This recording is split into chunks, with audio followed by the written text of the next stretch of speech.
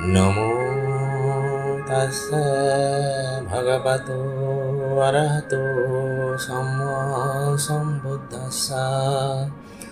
নমো তাস্সা ভগবতো অরহতো সম্মা সম্বুদ্ধাস্সা। নমো তাস্সা ভগবতো অরহতো সম্মা সম্বুদ্ধাস্সা।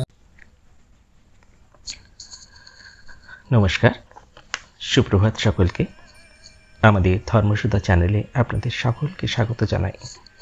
আশা করি আপনারা সবাই ভালো আছেন। আমরা প্রতীত্ব সমুৎপত্তি সম্পর্কে আলোচনা শুরু করেছি। এই পর্বে আমরা এই আলোচনাটাকে আরও এগিয়ে নিয়ে যাব। গত পর্বে আমরা আলোচনা করেছিলাম যে কিভাবে সংস্কার থেকে বিজ্ঞান এবং বিজ্ঞান থেকে নামরূপের সৃষ্টি হয়েছে। সেই সঙ্গে আমরা এও দেখেছিলাম যে নাম হচ্ছে মূলত চিত্ত ও চৈতসিকের সমন্বয়। চিত্ত বলতে আমি মাইন্ডকে বোঝাতে চেয়েছি, যা আমাদের শরীরের সূক্ষ্ম অংশ। আর চৈতসিক হচ্ছে চিত্তের সহযোগী ধর্ম, যা হচ্ছে সাইকিক ফ্যাক্টর, যাকে আমরা থটও বলতে পারি। আর রূপ হচ্ছে আমাদের শরীরের স্থূল অংশ, যা মূলত চারি মহাভূত বা চার ধাতু দিয়ে তৈরি: পৃথিবী ধাতু, অপধাতু, তেজ ধাতু ও বায়ু ধাতু। এই নামরূপের বৈশিষ্ট্য হচ্ছে এরা একই সঙ্গে উৎপন্ন হয়, একই মুহূর্ত পর্যন্ত স্থিতিশীল থাকে এবং একই সঙ্গে বিলুপ্ত বা চ্যুত হয়। এই নামরূপকেই ভগবান বুদ্ধ পঞ্চস্কন্ধ বলে অভিহিত করেছেন। আমরা দেখেছি ধর্মচক্র প্রবর্তন সূত্রের চতুর্থ গাথায় উনি বলেছেন, সংক্ষিপ্তেন পঞ্চ উপাদান খণ্ড দুঃখ, অর্থাৎ এই পঞ্চ উপাদানই আমাদের সকল দুঃখের মূল। চলুন আমরা এবার পরবর্তী দুটো নিদান সম্পর্কে বিস্তারিত আলোচনা। কি কি সেই দুটো নিদান? সেই দুটো নিদান হচ্ছে ষড়ায়তন ও স্পর্শ।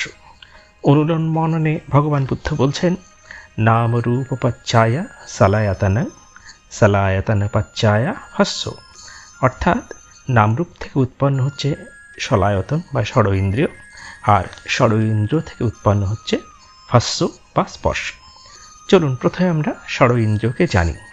ষড় ইন্দ্রিয় বলতে আমরা কি বুঝি? ষড় ইন্দ্রিয় মানে হচ্ছে চক্ষু, কর্ণ, নাসিকা, জিহ্বা, ত্বক এবং মন। মূলত এগুলো আভ্যন্তরীণ ইন্দ্রিয়। এদের প্রত্যেকের সঙ্গে একটা করে আলম্বন রয়েছে।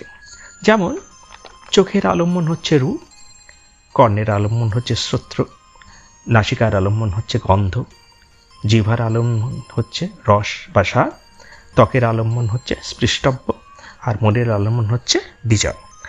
এর মানে কি? এর মানে হচ্ছে যে চোখের কাজ কি? চোখ কোনো রূপকে দেখতে পারে।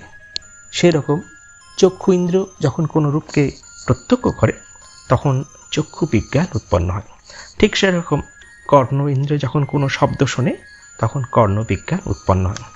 ঠিক একইভাবে নাসিকা, জিহ্বা, ত্বক তাদের নিজের নিজের আলম্বনের সাথে যখন মিলিত হয় তখন তৈরি হয় nose consciousness, tongue consciousness, skin consciousness ইত্যাদি।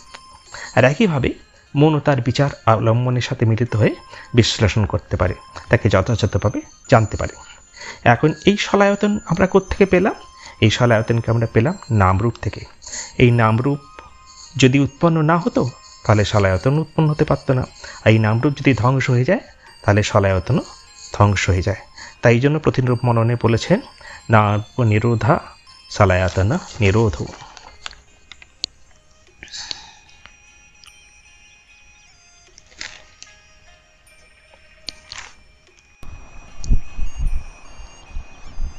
চলুন এবার আমরা হস্য বা স্পর্শকে দেখি।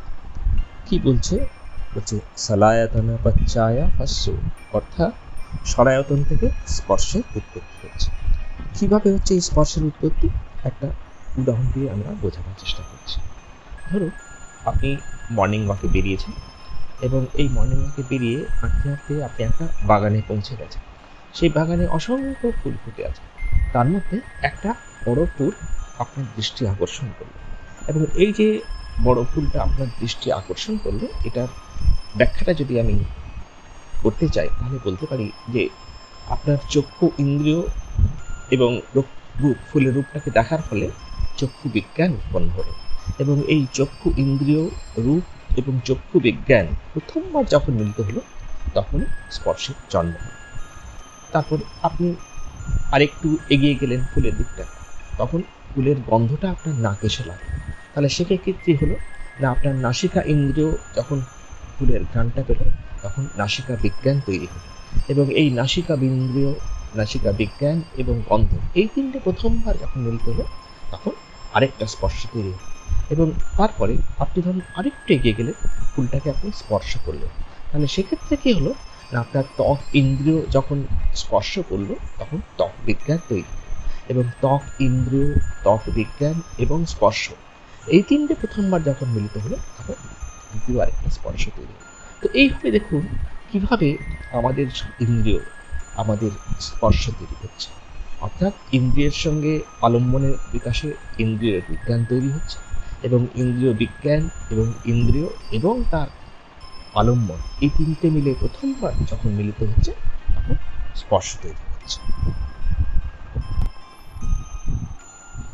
তাহলে এতক্ষণ আমরা কি দেখলাম? আমরা দেখলাম যে ষড় ইন্দ্রিয়ের কারণে স্পর্শ উৎপন্ন হচ্ছে। এই ষড় ইন্দ্রিয় যদি ধ্বংস হয়ে যায় তাহলে আর স্পর্শও ধ্বংস হয়ে যাবে, স্পর্শ আর থাকবে না। সেই জন্যই প্রতিলম্বনে ভগবান বুদ্ধ বলছেন, সলায়তন নিরোধা হাস্য নিরোধ। সলায়তন ধ্বংস হয়ে গেলে স্পর্শ ধ্বংস হয়ে যাবে। আমাদের আগামী পর্বে আমরা দেখব যে কীভাবে স্পর্শের থেকে বেদনা ও তৃষ্ণা উৎপত্তি করছে, আর এই তৃষ্ণাই হচ্ছে মানুষের দুঃখের অন্যতম কারণ, যা মানুষকে ভবচক্রের মধ্যে আবদ্ধ করে বারবার জন্ম মৃত্যুর এই নিরন্তর প্রবাহকে সজীব রাখছে। আজ এই পর্যন্ত। জগতের সকল প্রাণী সুখী হোক, জগতের সকল প্রাণী দুঃখ মুক্ত হোক, চির আকাঙ্ক্ষিত নির্বাণ সম্পদ লাভ করে জগতের সকল মানুষ ভবচক্র থেকে মুক্ত হোক। আপনারা সবাই ভালো থাকুন, প্রতিটি মুহূর্তে বাঁচুন।